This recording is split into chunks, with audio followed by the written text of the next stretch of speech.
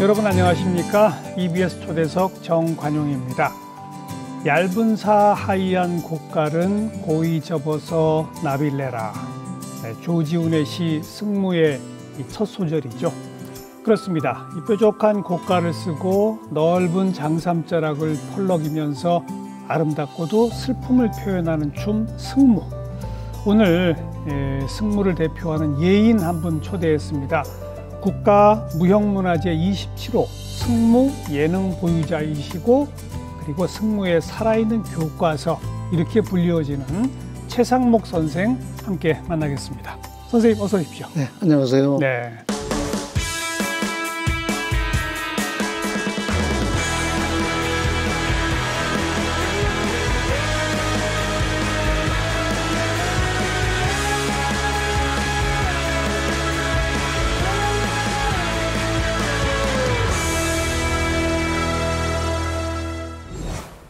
승무가 예로부터 사찰에서 스님들이 추던 춤입니까? 아니요, 사찰에서는 승무는 추지 않고요. 예. 그 사찰의 그 불교 의식 무용이 따로 있습니다. 그래서 그 조선 중기 시대에 예. 이건 제 개인적인 소견입니다만은 예.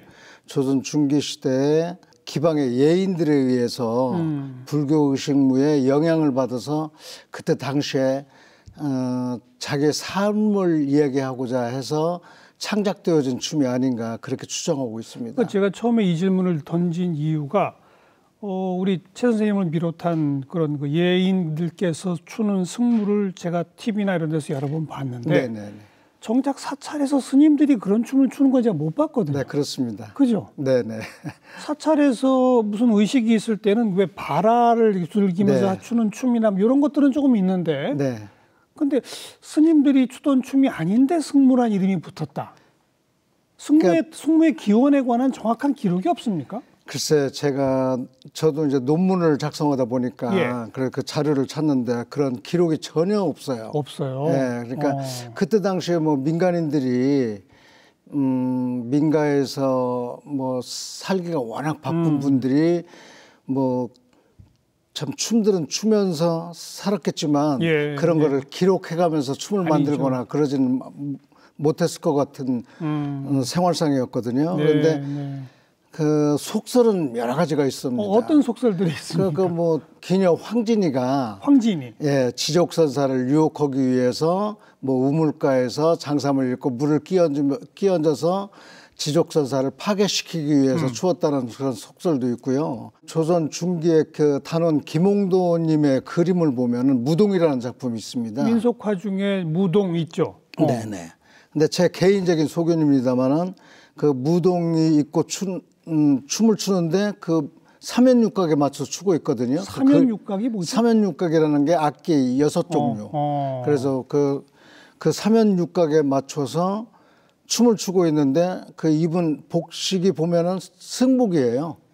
그 그림에. 잿빛으로 저도 기억이 나네요. 예. 승복이고 예, 가사를 두른 것 같은 맞아요. 원색이기 때문에 파악은 안 되지만 그 무동들이 추는 춤을 보면서 그걸 그렸기 때문에 권번에 기녀들에 의해서 불교 의식 무용에 영향을 받아서 창작되어지지 않았나. 저는 그렇게 추정하고 있습니다. 추정이시지만 어쨌든 권번 기생분들이 사찰에 가서 스님들의 어떤 재래 무용을 보고 거기에 약간의 영향을 받아서 별도로 창작된 무용이다. 네네. 그렇게 보고 있는데 또 수도승이 그 해탈을 위해서 너무 번뇌스럽고 하니까 북을 치면서 뭐 춤을 추어가지고 그게 뭐 원류라고 또 그러는 학자들도 계셨어요. 그래서 여러 가지 설은 있군요. 네, 속설은 많습니다만은 기록이 없어서 저희가 그냥 추정만 하고 있는 거죠. 뭐 제 기억에 승무는 굉장히 정적이고 그렇게 뭐 격하게 움직이는 건 별로 없지 않습니까? 그렇습니다. 그리고 춤을 추시는 자세가 항상 고개를 좀 앞으로 약간 구부리고 고개와 허리를 약간 구부리고 그리고 장삼자락을 펄럭이긴 하지만 왠지 뭔가 좀 고뇌와 슬픔이 가득 들어있는 그 이미지 맞나요? 예, 잘 보셨습니다. 그렇죠. 그 승무는 엎드려서 시작을 하거든요. 처음 시작이. 그러니까 가장 낮은 자세로부터 자기 생활을 얘기하는 그런 춤으로 만들어진 것 같은 느낌이 있고요. 어떻게 보면 또 수도승이 그 번뇌 그렇죠. 때문에 막 북을 치면서 뭐 만들어져 있다는 속설과도 같이 낮은 자세에서부터 꾸준하게 정진해 나가는 그렇죠. 스님의 그 생활상을 춤으로 표현하기 위해서 민간에서 그 옛날에는 권번이라고 그 기녀들에 의해서 창작되어졌지 않았나라고 저는 개인적으로 그렇게 생각하고 있습니다. 뭐 선생님의 그 추측대로 하더라도 그 기녀분들도 본인의 어떤 신세랄까 그런 데 속에 슬픔이 들어 있으니까. 그렇습니다. 그렇죠. 근데 승무라는 춤 자체를 보면은 그게 국가무형문화재로 지정이 될 만큼 우리 그 민속 춤이 전부 집대성되어 있고요. 그 춤 사위들도 보면은 굉장히 품위가 있고 격조 높은 그런 작품으로 지금 이 시대에서는 평가가 되고 있죠. 그런데 하여튼 궁중무용이라든가 뭐 이런 어떤 전통 춤들이 여러 가지 유형이 있지 않습니까? 그 가운데도 승무를 하시는 분들은 좀 소수 아닌가요? 그럴까요? 그렇죠. 그렇게 생각하고 있습니다. 그만큼 어려운가요? 승무를? 네, 어려워서 무용을 전공하는 친구들도 쉽게 접근을 하는 걸 좀 꺼려하고 있어요. 그죠? 뭐가 제일 어렵습니까? 근데 춤도 춤이지만 그 호흡을 이용해서 내 신체를 움직여서 자기의 그 사상이나 감성을 표현해야 되는 거기 때문에 오랜 연륜이 필요한 춤이거든요. 그래서 거기에다가 또 법고 종반부에 그 치는 법고가 있습니다. 그 법고도 굉장히 까다롭고 좀 어렵기 때문에 무용을 전공하는 친구들도 쉽게 승무라는 춤에는 접근을 잘 안 하려고 그러죠. 어려워서. 그래서 제가 보유자가 되어 있습니다만은 제 제자들은 지금 한 40여 명. 다른 종목에 비해서 좀 숫자가 작은 편이죠. 어려우니까. 그리고 오랜 연륜을 필요로 하는 춤이에요. 지금 우리나라의 승무 예능 보유자가 우리 최 선생님 딱 한 분이라고 들었습니다. 글쎄요, 안타깝게도 지금 저 혼자 남아 있습니다. 저희 춤이 그 경기류와 또 호남류로 이렇게 둘로 나눠져 있거든요. 경기도, 그다음 호남. 네, 호남류 둘로 나눠져 있는데 이매방류라고 하는 게 이매방류가 이제 이대조 호남 지역의 이대조 선생 계열의 이매방, 그다음에 제가 이제 전수를 받았고요. 또 경기류는 한성준 선생님이시라고 1930년대에 많이 활동을 하셨던 분인데 그분이 그 원래는 고수셨어요. 판소리를 하는 뭐 북을 치는 고수셨는데 그 기방에서 기녀들하고 같이 생활하시다 보니까 그 기녀들이 추는 춤을 전부 다 집대성을 해서 정리를 하셨던 분이거든요. 그분의 손녀딸이 한영수 선생님. 그리고 그 후로 이제 대를 이은 게 이해주 교수와 정재만 교수. 이해주 교수님이. 그렇습니다. 서울대학에 재직하셨던. 그렇죠. 두 분이 지정을 받으셨는데 애석하게도 두 분이 다 고인이 되셨죠. 그리고 지금은 저 2019년도에 지정을 받으면서 이매방류의 승무로 저 혼자만 남아 있습니다. 경기류를 이해주 교수님이 하셨고 호남류를 우리 최 선생님이 하셨고. 네, 정재만 선생님도 같이 하셨어요. 숙대 교수로 계셨던. 그렇군요. 그런 그 경기류하고 호남류, 이매방류가 많이 다릅니까? 아니면 뭐 음악은 같은 음악을 쓰고 있는데 춤은 많이 다릅니다. 많이 달라요? 가장 쉽게 얘기하면 예를 들어서 우리는 합장단이라고 해서 맨 첫 박을 얘기하는 거거든요. 근데 첫 박에 이 호남류의 춤은 호흡을 들어 마셔요. 그런데 경기류는 호흡을 내쉽니다. 그래요? 그게 가장 큰 차이죠. 그러니까 저희가 이제 호흡을 하면서 몸을 움직이기 때문에 그런 것들이 굉장히 크게 비중을 차지하는 예술이거든요. 시작부터 다르군요. 그러니까. 그렇습니다. 춤사위도 물론 다르고요. 근데 호남류의 춤, 더군다나 이매방 선생님의 춤은 굉장히 중성적이에요. 그러니까 이 양반이 그 춤에서 가장 강조하시는 거가 강약 조절을 그러니까 대삼 소삼이라고 그래서 클 대자 작을 소자 해서 큰 것과 작은 것 그래서 강약 조절을 굉장히 중요시하고 이 태극 문양의 곡선미를 굉장히 강조하시죠. 그런 거를 보면은 어떻게 보면 그 우주가 원형이지 않습니까? 그렇죠. 그 원형에 가까운 춤사위에 접근을 많이 했고요. 그래서 음양 조화가 굉장히 필요로 하는 그래서 오랜 연륜이 아니면 추기 힘든 춤이 바로 대표적인 승무라고 저는 말할 수 있습니다. 방금 중성적이라고 표현하신 건 남성, 여성이 다 출 수 있는 물론입니다. 그런 거죠? 그러니까 대삼이라는 거는 결국 남성적인 표현을 하는 거고 소삼이라는 거는 굉장히 여성적이고 그런 차이가 있는 거죠. 그런데 선생님의 추측대로라면 조선 중기 이후에 권번의 기생들에 의해 창조된 춤이라면 초창기에는 그럼 주로 여성들이 췄을 거 아닙니까? 그랬겠죠. 그렇죠. 네네. 그때 뭐 기생들이 그때는 뭐 조선 중에는 권번에는 기생들이 여자들만 구성이 되어 있었죠. 근데 그 한성준 선생님이 결국은 그 고수신데 이 양반이 굉장히 춤에 그 관심을 많이 가지고 계시면서 그 기녀들이 추었던 작품들을 한 100가지 정도를 정립을 하셨다고 그래요. 그러면서 남성들도 추고 이렇게 변화하기 시작한 거군요. 시대 변화에 따라서 남자들도 추고 그랬습니다. 우리 그 시청자분들은 아마 믿지 못할지 모르겠지만 우리 최상목 선생님이 이제 올해로 80이신데 춤을 처음 추시기 시작한 게 뭐 9살 때였다고요?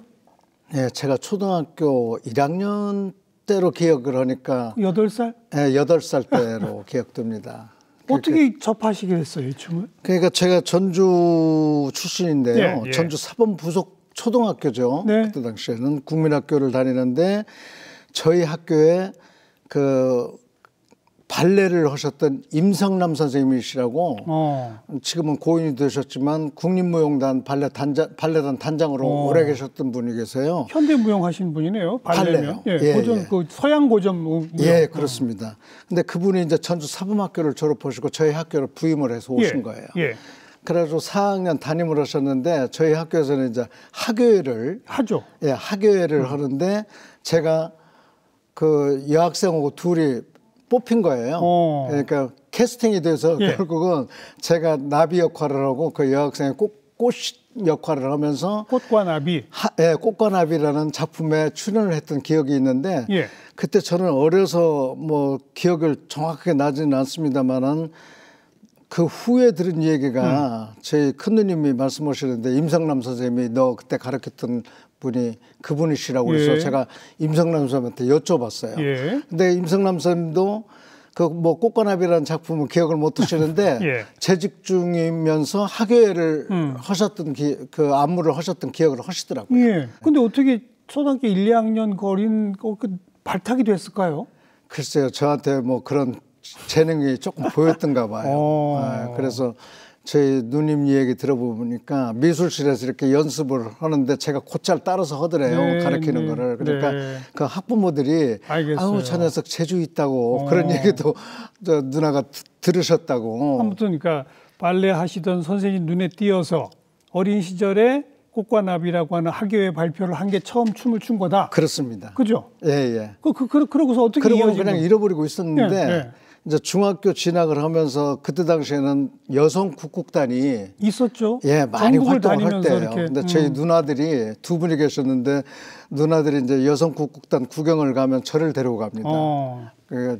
그래서 누나들을 따라서 그 여성 국곡단을 보면 너무나 화려하고 막 정말 저는 황홀했어요. 그럼 집에 그 연극을 보고 집에 오면은 막 흉내를 내고 그때 당시에 임춘행이라는 분이 삼고무를 치는 거가 가장 인상이 깊었어요. 삼고무. 네네. 이 북 세 군데 방향에 놓고 치는 거. 맞아요. 그래서 그 삼고무를 흉내낸다고 벽장에 붓가락을 가지고 두드려서 부모님한테 야단을 맞은 적도 있는데 그러면서 그 그 집에 오면 막 그런 걸 흉내를 내고 그러는 와중에 저희가 이제 초등학교 4학년 때 이사를 간 집이 있어요. 예. 근데 그 이사를 갔는데 대청마루 밑에서 무당방울이라든가 무슨 소고라든가 뭐 거무 칼이라든가 이런 것들이 나와요. 아, 그래요? 그러니까 그때는 이제 어렸을 때 장난감도 없고 하니까 그걸 가지고 장난감을 같이 가지고 놀았는데 춤을 출 때 쓰는 소품들이 거기 있었던 거네요? 예, 그렇습니다. 그래서 보니까 그 집이 전주에서 활동하시는 김미화라는 무용가가 사셨던 집이에요. 그러니까 어려서부터 저는 이제 그런 소품들을 가지고 장난감처럼 가지고 놀다가 중학교 2학년 때 그러니까 저희가 이제 전주 북중학교 2학년 재학 중에 전주에서 활동하시는 최선 선생님이라고 계세요. 거기 지금 호남 살풀이춤으로 문화재 지방문화재 지정을 받으신 분인데 그분이 공연을 하시는 걸 제가 우연찮게 보러 갔다가 논개라는 작품을 하셨어요. 남자분인데 쪽을 찌고 치마 저고리를 입고 추시는데 그 춤이 너무 감동적이었어요. 그래서 그 춤을 보고 제가 그 우편엽서에다가 감상문이죠. 그러니까 감상문을 써서 그 학원에다 제가 붙인 적이 있어요. 그러다가 우연찮게 이제 길거리에서 만났는데 그분이 제가 최상묵이라고 당신한테 엽서를 보냈다. 장 보내는 걸 알고 너 무용하지 않겠느냐. 그래서 그 무용연구소에 이제 놀러 간 게 바로 그날부터 무용을 시작하게 된 거고요. 중학교 2학년 때부터. 그리고 또 저희 집 바로 담벼락 옆에 검은고 명인 신쾌동 선생님이 사셨어요. 아이고 또 주변 환경이 그랬군요. 그래서 그 신쾌동 선생님이 이제 서울에서 활동을 하시니까 가끔 저희 어머니가 집안이 굉장히 어렵게 사시더라고요. 근데 신 선생님이 신쾌동 선생님은 서울에 계시고 그 가족들이 2남 1녀의 어머니까지 해서 4식구가 사시는데 그 아들이 저하고 친구였어요. 그러니까 가끔 어머니가 저희 집에서 뭐 음식 만들면 담벼락 너머로 이렇게 전해주시는 걸 봤는데 제가 무용을 한다고 그러니까 저희 아버지가 반대하신 이유가 있습니다. 왜요? 그 신쾌동 선생님 댁을 가르치면서 어렵게 살지 않느냐? 저 죄인 봐라. 네가 춤추면 저렇게 어렵게 살 텐데 무슨 남자가 춤을 추겠다고 하느냐 그러고 못하게 반대로 하시더라고요. 그랬겠죠. 그런데 결국은 제가 아버지를 이기신 거죠? 설득을 시켜서 그 여성 창극단을 보고 또 그 전주 최 선생님 저 공연을 보면서 그게 인연이 돼서 이제 본격적인 무용은 중학교 2학년 때부터 그 이후로 무용학원을 다니면서 사실은 초등학교 어린 시절부터 끼가 있었고 관심이 있었고 많이 구경 다녔고 흉내 냈고 그러다가 어떤 춤에 감동받아서 감상문도 보내시고 그게 인연이 돼서 이제 정식 교육을 받게 되신 거구나. 그 정식 교육을 받으면서도요. 저는 굉장히 남한테 뭘 이렇게 보여주는 걸 좋아했던 것 같아요. 그러니까 고등학교 진학하면서부터는 제가 집에서 아버지가 양복점을 하셨거든요. 그러니까 양복점으로 운영을 하시니까 제가 의상 다 만들고 동네 친구들을 불러서 뭐 저 대본도 제가 다 쓰고 그리고 그때는 연출이라는 단어가 뭔지도 몰랐는데 저희 큰형님 친구가 와가지고 제가 무슨 소품을 만들고 있으니까 쟤 뭐 하는 거냐 그러니까 저희 큰형님이 쟤 연극한다고 지가 연출한다고 그래요. 그래서 형님 연출이라는 게 뭐냐고 그러니까 연출이 이런 거라고 설명을 하시더라고요. 그래서 그런 것도 그렇고 제가 이렇게 남한테 뭘 보여주는 거를 어려서도 참 좋아했던 것 같아요. 그러니까 피에 흐르는 끼가 있으신 거예요. 글쎄, 그랬던 것 같습니다.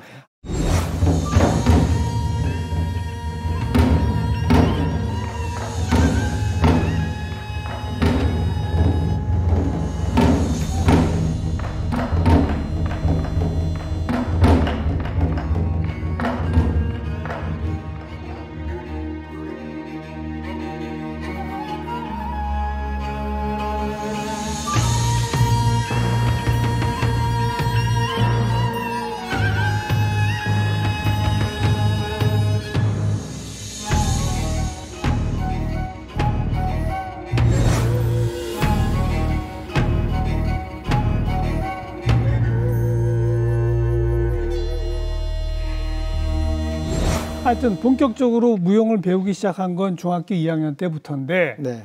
승무를 접한 건 어떻게 된 겁니까?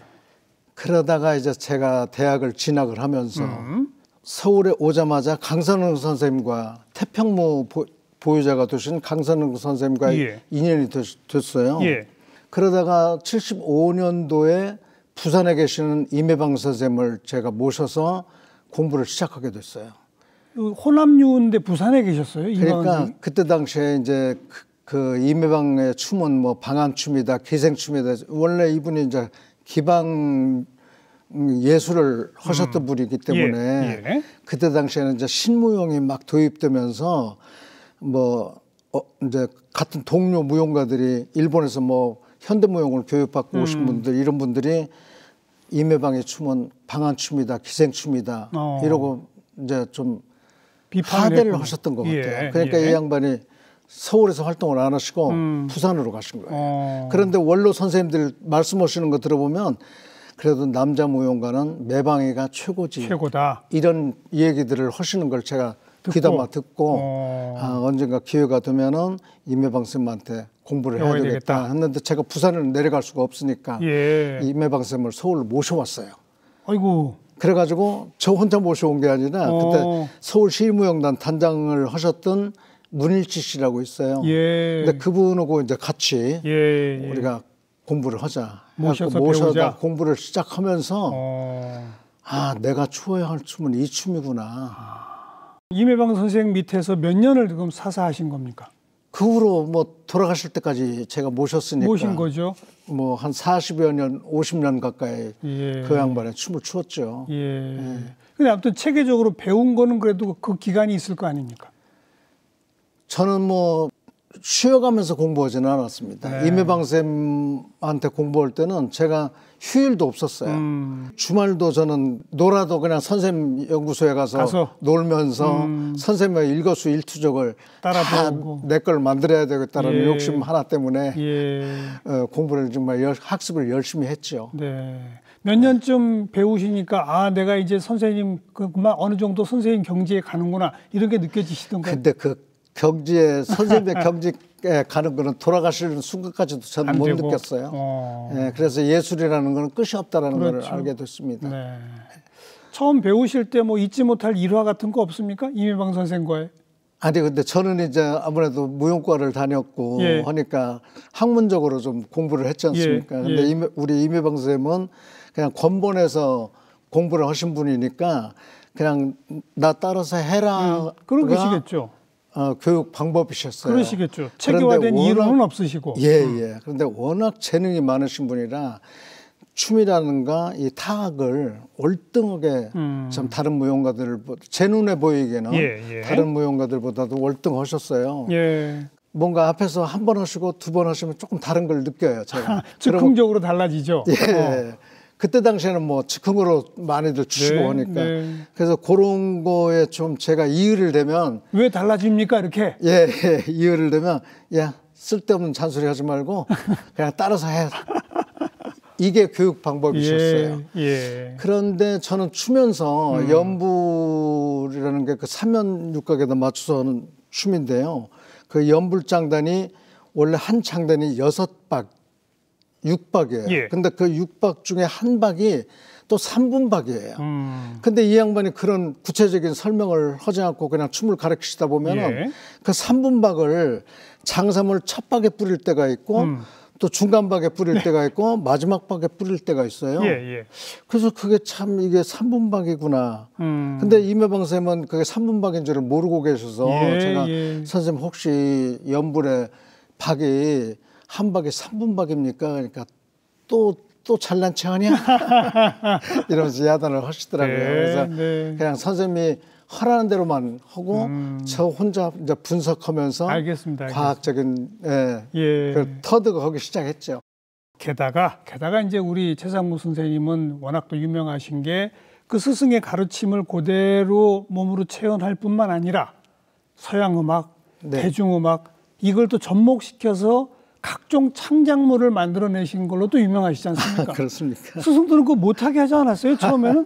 너무 과분한 저 말씀을 하시는데 저희가 이제 70년대, 80년, 90년대까지는 저희가 이제 창작 활동을, 그런데 창작 활동을 한다고 해서 저는 전통춤을 소홀히 하지는 않았어요. 예, 예. 계속 이매방쌤한테 꾸준하게 공부를 하면서도 뭔가 창작춤은 뭔가 발전을 좀 예. 해야 되겠다 예. 하고 제가 느낀 게 현대춤을 추는 분들을 보고 놀란 거예요. 예, 예. 저희는 이제 한국 춤을 전공하니까 외국에 유학을 갈 일이 없죠. 그렇죠. 예, 그런데 외국 무용 하시는 분들은 현대춤이라든가 이런 분들은 외국에 유학을 가서 다녀오시죠. 벌써 작품을 만드는데 추상적인 걸 생각하셨더라고요.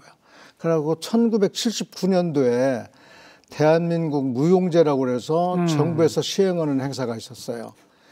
그 해 이제 저희들이 작품을 이제 제 작품도 선정이 되어서 공연을 했는데 공연하면서 보니까 현대춤을 추는 분들은 이미 외국에 유학을 가서 보고 듣고 보는 게 있으니까 저희들이 만드는 작품하고 차원이 달라요. 그런데 저희는 이제 한국무용 전공은 우리나라에서만 추다 보니까 저희들이 사용하고 있는 그 음악의 악기들도 보면은 국악기가 다 서정적이에요. 음률이. 대금 그렇죠. 아쟁 그렇죠. 뭐 다 이런 뭐 해금이라든가 이런 것들이 다 그냥 서정적인 슬픈 음악만. 서정적이면 슬프죠. 근데 그런 음악에다가 저희가 창작 활동을 해도 작품이 항상 서정적으로밖에 표현이 안 되는 거예요. 그래서 이제 80년대 들어서면서부터 그 대한민국 무용제를 계기로 우리가 한국 무용도 뭔가 발전을 하려면 뭐 좀 탈바꿈을 해야 되겠구나. 그래서 고민을 하다가 제가 그 첫째는 음악을 이제 선정을 해서 거기에 그 음악에 맞춰서 안무를 해야 하기 때문에 우연치 않게 그 반젤리스의 차이나라는 곡을 듣게 됐어요. 그래서 서양 신디사이저 음악이죠. 이게 굉장히 그 차이나라는 곡이 주제가 그래서 이제 굉장히 대륙적이고 막 웅장하고 굉장히 막 음악만 들어도 뭔가 에너지가 솟구치는 것 같은 느낌이 있어서 그 레코트를 제가 2,500원 주고 샀습니다. 그래가지고 이걸로 작품을 하나 해야 되겠다 싶어가지고 공술의 공수가라는 작품을 이제 만들기 시작하는데 그 음악에 맞춰서. 네. 반젤리스 음악에 맞춰서. 그런데 이제 선배 어른 선생님들은 무슨 무용계 이단하라도 나타난 것처럼 다들 혼내시죠. 막 무용계에서 아주 저를 매장시킬 것 같이 막 엄포를 놓으시고 무섭게 구시더라고요. 그런데 그거를 제가 극복하고 그 공수가라는 작품을 만들다 보니까 같은 춤사위에도 뿜어져 나오는 에너지가 다른 거예요. 달라지죠. 음악이 다르고 하니까. 한국 악기에다가. 그러니까 예를 들어서 아쟁으로 연주했던 거를 첼로로 하니까 다르죠. 예를 들어서 뭐 대금이나 피리 같은 거를 플룻으로 하니까 더 에너지가 좀 나오는 그런 춤을 만들어서 같은 음악이지만 그 음악의 차이에 따라서 내가 표현하자고 하는 거가 좀 다른 면목이 있구나. 그게 창작의 세계죠. 그래서 그걸 느끼게 되니까 용기가 생긴 거예요. 그래서 선배 선생님들은 질타를 무릅쓰고 들은 척 안 하고 작품을 공연을 했는데 그 작품이 우연찮게도 또 성공을 했어요. 그래가지고 그 어르신들이 다 오셔가지고 한국 무용의 방향을 제시했다고 오히려 저를 더 칭찬해주고 가시더라고요. 다행입니다. 그래서 그때 이제 용기를 얻어서 그 후로부터는 서양 음악으로 작품을 많이 만들었어요. 서양 음악, 심지어 또 대중음악까지. 그래서 대중음악은 이제 그 김수희 씨가 애모 부른 김수희 씨. 그분이 그 김정호라는 분이 불렀던 님이라는 노래를 리메이크해서 부르는데 저한테 춤을 공부할 기회가 있었어요. 그런데 그 자기가 리사이트를 하는데 이 님이라는 노래를 부를 때 춤을 좀 추고 싶다고.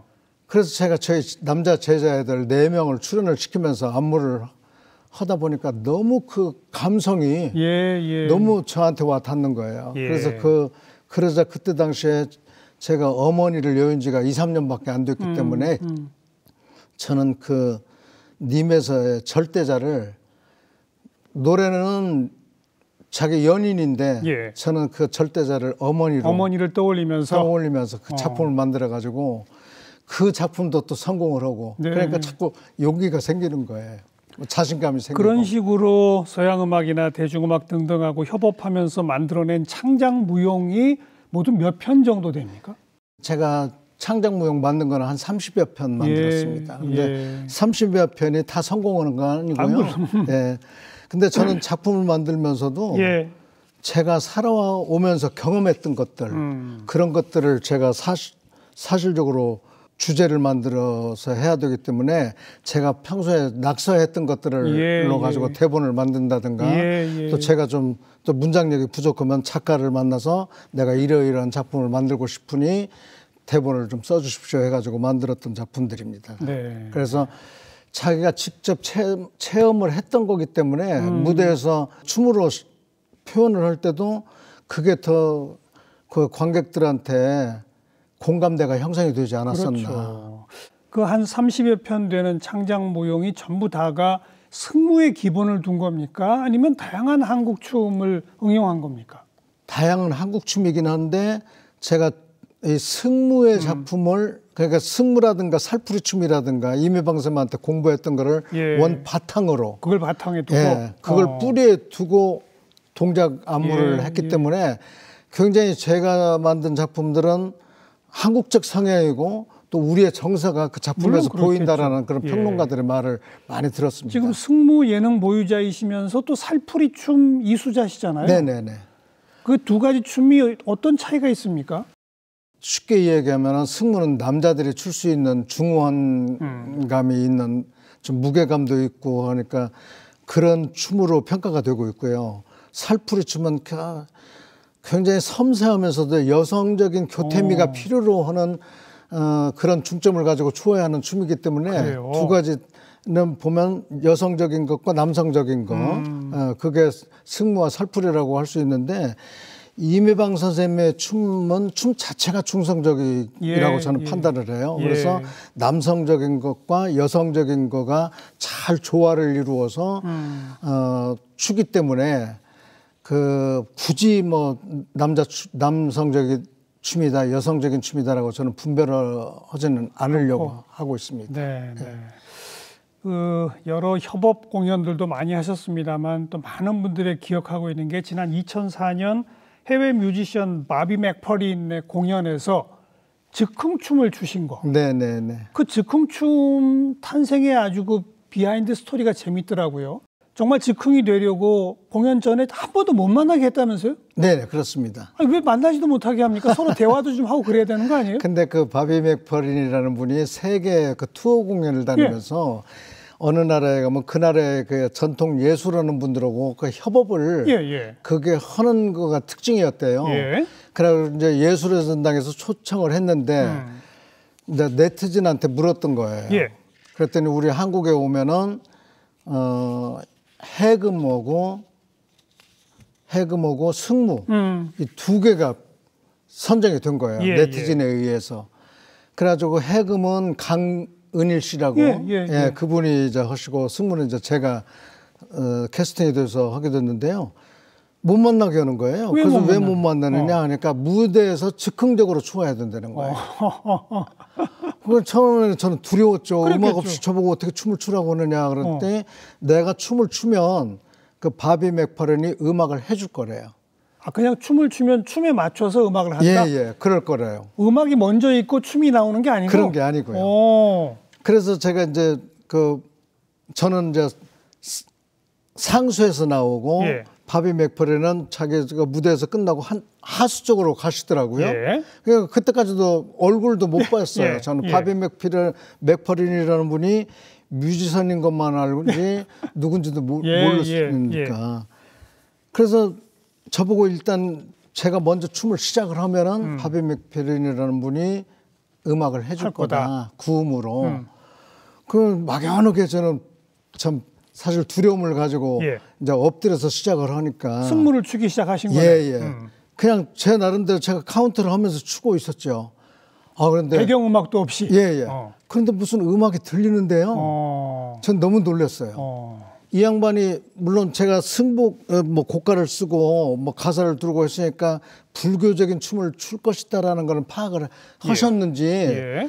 뭐 추다 보니까 저는 이제 춤에 집중을 해야 되니까 뭐 그 기존에 있는 음악은 저희가 다 알고 있는 건데 생소한 음악이 목탁 소리 같이 들리기도 하고요. 무슨 해금 소리 같이 들리기도 하고. 그게 다 바비 맥퍼린의 목에서 나온 소리? 구음으로. 그러니까 목에서. 뭐 한 4옥타브를 올라갔다 내려갔다 하시는 분이 부르는 저 구음을 하시기 때문에 음악이 너무 신기했어요. 그래서 제가 추면서도 몰입을 하게 되더라고요. 그래서 이 예술이라는 게 독립적이지가 않고 교감이 형성이 되면은 새로운 장르를 이렇게 개발할 수도 있구나. 변주가 가능하죠.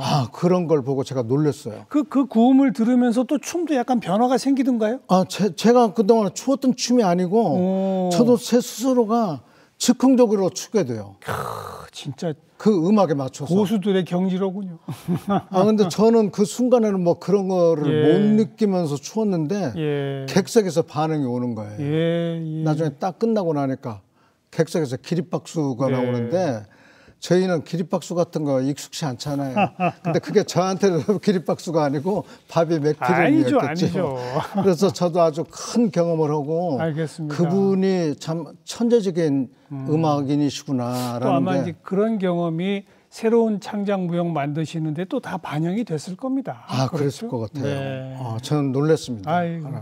지금 이제 그 선생님 밑에서 배우고 있는 문화생들이 한 40여 명 된다고 말씀하셨는데 뭐 정부 차원에서 조금 제도적으로 지원할 내용들은 없습니까? 우리 전통춤의 확산 발전을 위해서? 글쎄 저희가 어려서 춤출 때하고 지금은 많이 발전을 했죠. 그리고 예우도 좋아졌고 뭐 모든 사회 변화가 그렇게 되듯이 저희들도 그런데 뭐 저희는 그 춤추는 사람들한테 무슨 크게 지원을 해달라는 얘기는 하고 싶지 않은데 제 제자들을 보면은 무용과 대학 석박사를 마치고도 일정한 직장을 가지 못하고 어렵죠. 그냥 춤하고 관계없는 아르바이트를 하면서 생계를 유지하고 하는 걸 보면 굉장히 가슴이 아프거든요. 근데 무용과를 졸업한다고 해서 지금 무용단에 다 들어가는 건 아니에요.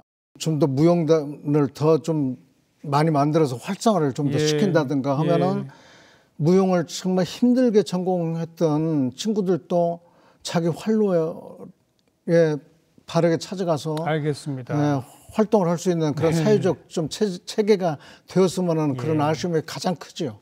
그리고 뭐 여러 차례 해외 공연도 참 많이 하셨는데 얼마 전에는 대통령 그 네덜란드 국빈 방문해서 또 특별 공연을 하시지 않았습니까? 네, 벌써 그게 작년이네요. 작년 연말입니다. 그 외국인들이 우리 승무를 보면 반응들이 어떻게 나옵니까? 글쎄 외국인들이요. 특히나 이 천주교국인 유럽 같은 데서는 동양의 그 불교적인 내용이 담겨져 있는 예술들을 엄청 좋아하시는 것 같아요. 그리고 굉장히 신비롭게 생각하시고. 그러니까 제가 이제 승무를 추면 또 마지막 종반부에 법고로 해서 북을 치지 않습니까? 근데 그 승무에도 그 긴 장삼을 허공에 뿌리면서 이 곡선을 만들면 이 채공 시간이 만들어지고 이런 모습들을 보면서 굉장히 신비롭게 생각을 하는 데다가 마지막에 이 법고의 민속가락이 우리나라 그 민속 리듬이 굉장히 다양합니다. 그러니까 이 북이라는 거는 세계 어느 나라나 전쟁을 하기 위해서 도구로 만들어졌던 게 북이기 때문에 어느 나라나 다 가지고 있죠. 그래서 그 북놀이를 다 하는데 저희 나라의 북놀이처럼 그렇게 다양성이 있고 기교가 많은 나라의 북놀이가 없어요. 그러니까 저희가 승무를 추면 그 승무의 장삼자락을 휘날리는 것도 굉장히 신비롭게 볼 뿐더러 그 종반부에 치는 북도 2분박, 3분박 심지어는 뭐 엇박이라든가 본박을 막 섞어서 멜로디를 만들어내는 걸 보면 굉장히 신비롭게 생각을 하더라고요.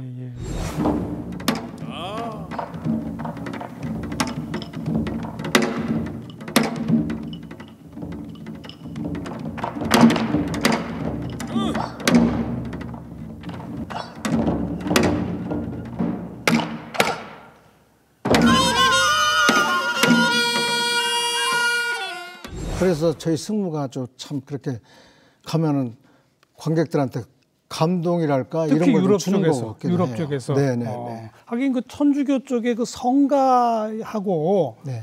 우리 왜 정가라고 있지 않습니까? 궁중 노래 부르던 그것도 또 어떤 일맥상통하는 어떤 맥이 있다고 또 누가 또 그러더라고요. 네네네. 바로 그런 정신에 의해서 승무를 또 금방 받아들이기 쉬운 그런 모양이네요. 것 같아요. 네. 네.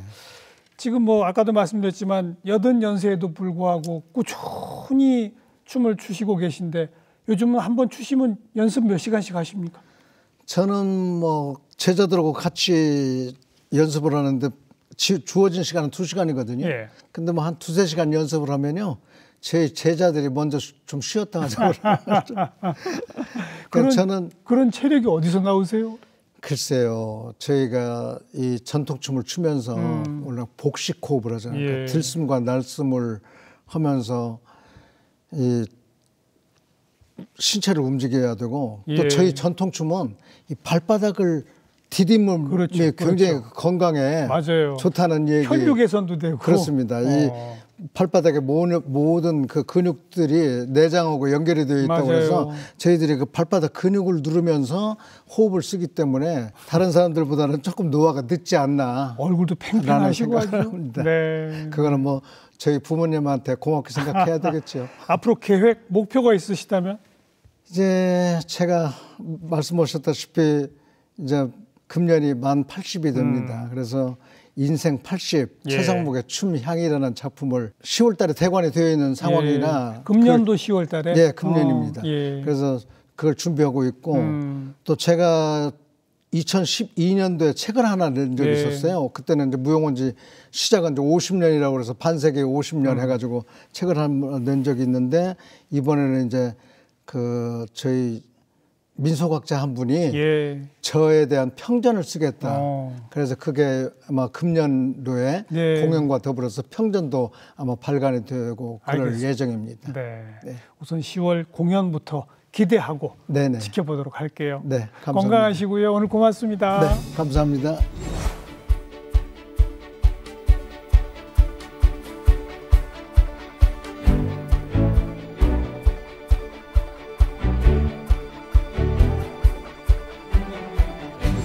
아름답고도 슬픈 또 정진하는 스님 또 고뇌하는 기녀들의 모습이 한 춤 안에 응축되어 있는 승모 여러분 다시 한번 찾아들 보시기 바라겠습니다. 다음 시간 또 뵙겠습니다. 안녕히 계십시오.